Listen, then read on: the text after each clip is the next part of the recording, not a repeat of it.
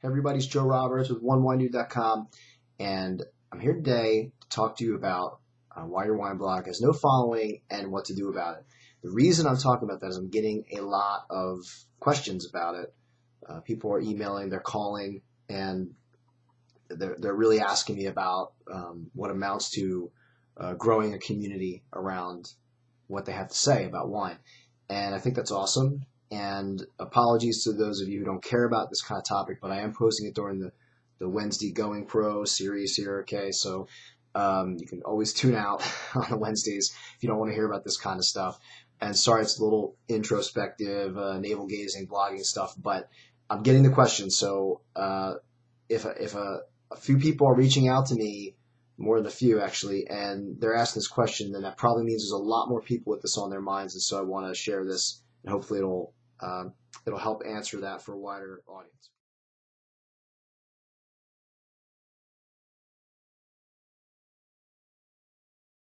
So the first thing we need to understand about your wine blog is you're in a niche of wine, okay, and therefore it's a smaller chunk of the world. It's not going to be billions of people tuning in about this subject because billions of people just aren't that geeky passionate about it.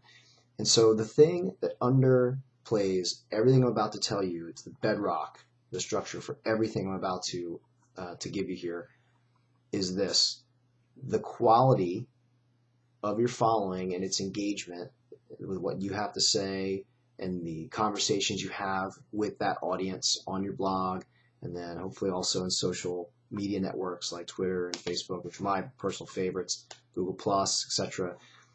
The quality is so much more important than the overall volume or quantity of your audience.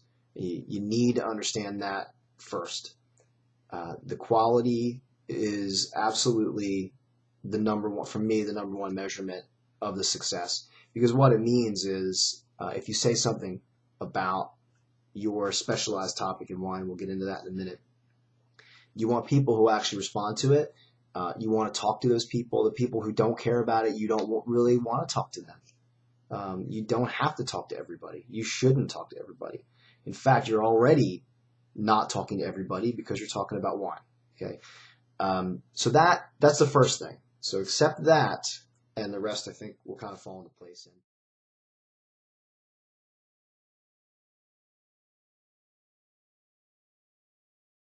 The first thing I want to talk about, numero uno, is it's probably not about your content. And the reason I say that is you're already here, you're already watching this video, which means you care, which means if you already care, you're probably producing stuff that's interesting already. All right, now that's key. If you're, what's interesting is different to different people. But the thing you have to understand is if you don't have anything to say, it's going to come off like you don't have anything to say. That's bad. That's death for your blog. It's death for your social media presence. It's death for building an audience. So you need to have something to talk about, okay? And that really is the first key thing. A billion people have said it. I'm not going to go into it. Content is king, blah, blah, blah. I mean, it's a cliche now, and it's a cliche because it's true. My guess is that's probably not your problem, right? Because you're already here. You already care enough.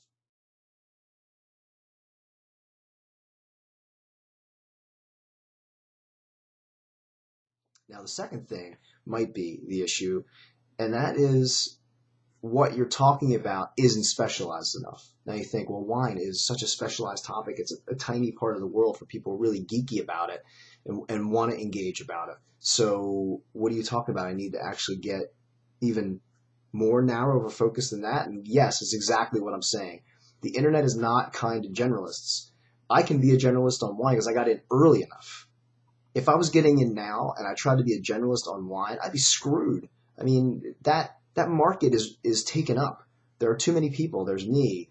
There's Dr. Vino, Vinography. I mean, these are much more general sites when it comes to the topic of wine. We have the luxury of being able to do that because we started early enough. I think that market's too crowded.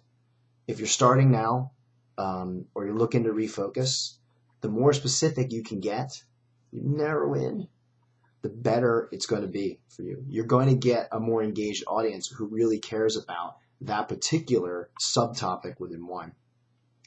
Now, what I'm saying actually applies completely outside of the topic of wine. It applies to any niche, I think, on the internet for the most part.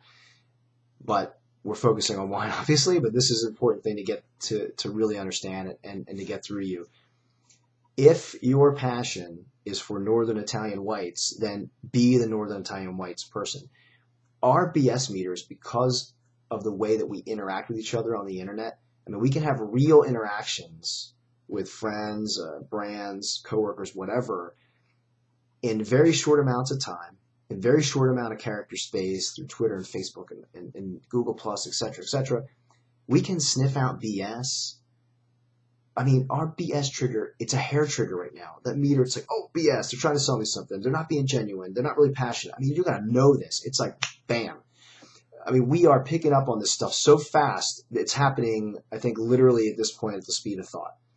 And not only that, you pay for it. I mean, people will bash you online. I mean, they will tell all their friends pretty quickly in some circumstances that they think it's BS. So, finding what you really care about will come through.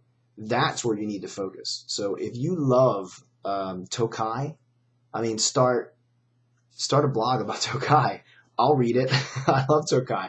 I mean, this is the point. You almost need to specialize and actually focus on even smaller audience, but one that'll be really engaged, one that'll actually talk about and back to you and with you and converse with you online about those subjects, and maybe even will go out and buy the stuff that you're talking about or not buy it because of what you said about it. So to me, that specialization, this is the time. This is the time.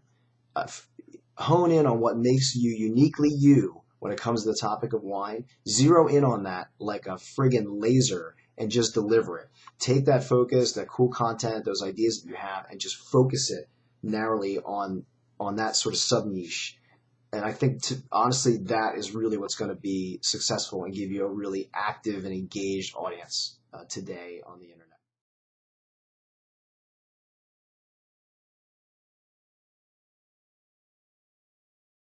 And the final thing that you need to understand is that you probably, if you've got those other two things going on, okay, those are the two you want to focus on first. If you're still not building an audience and finding people, it's because you suck at marketing. I've talked about this before in video on the blog. Most people who are passionate about a topic, expertise is there, passion's there. You probably have the ability, you could have chops at connecting with people, all that. But if you suck at marketing, you're not going to build a brand online. You're not going to build an engaged following online. I mean, that's just the hard and fast truth about it. You need to get at least a little bit better at marketing yourself. And it feels weird to people who don't like to market at first, but it's a crowded space out there. It's even crowded within wine. You have to differentiate yourself. The way you can differentiate yourself is marketing.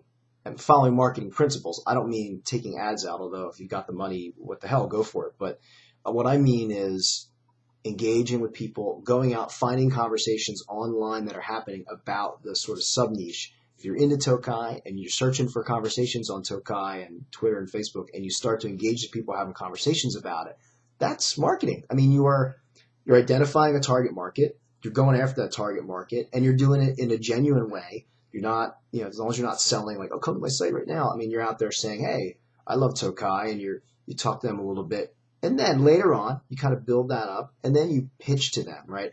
Because after you're friends with people online in either real life terms or friend, Facebook, Twitter terms, you can actually pitch them. I mean, that's kind of your audience. You're building that group up.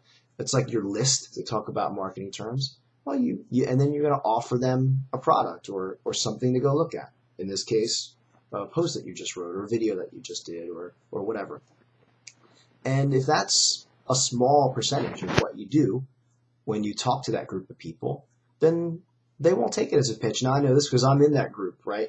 So if you're engaging with me and then we're friends, and then we're talking on the feed, and then, I don't know, a couple weeks later, I see you post something about, hey, check it out, I'm going to talk about Tokai. I interviewed some folks at the Royal Tokai Company, whatever it is. That won't look like a pitch to me. but in a way, it kind of is a pitch. It's just not one in a traditional advertising, push it in your face sense. So the thing is, you got to get comfortable with the fact that it's okay to market those messages to people when you've built those friendships up. In fact, we want it. I want it. I want you to do those little pitches to me. What I don't want is go buy X, Y, and Z. What I want is come check out my content because I love it and I believe in it and I think you're going to be interested in it. So I think if you concentrate on those three things, you're going to see the numbers grow, and more importantly, you're going to see the quality of the engagement grow on your blog. And it's not going to happen overnight. It's going to take a long time, but you got to be in that for the long haul, because really what you're doing is you're winning over that great audience, that engaged audience, almost literally one by one. Not easy to do in terms of quick and dirty, okay? But it is easy to do because it's natural. And the best way you can do it is by being yourself. Hope this helps.